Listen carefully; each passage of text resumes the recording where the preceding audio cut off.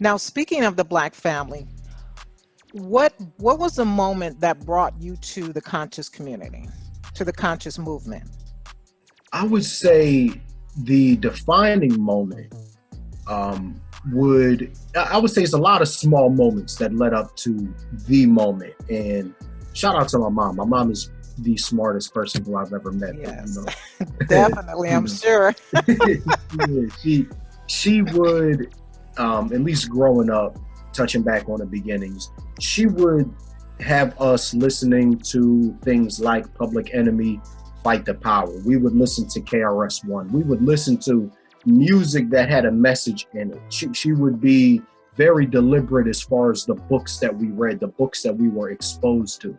She was very deliberate in these things. And even though at the time I probably thought it was boring or I didn't really understand it, as a young man, I was going through a time where I would, just always be angry and not understand things, getting suspended from school, going through these experiences when in her seeing that and understanding the dynamics of how things work, she pushed me toward reading, learning, education, thinking your way through your situations. So, early beginnings, I had a lot of that. I had a lot of strong, impactful Black male educators, Black male principals. Shout out to all of them that have helped me, and I still keep in touch with a lot of them. So they have built the steps, building my foundation. But I would say once I got to college, college is when I really started to step into the realm fully, because one of the most defining experiences I had a white roommate and I went to a predominantly white university or institution. I started calling them historically white institutions. We say HBCUs, HWIs, historically white institutions that I unfortunately found myself in. But the good thing is, through that experience, I had a white roommate. He was from Western Pennsylvania, real small right-wing conservative.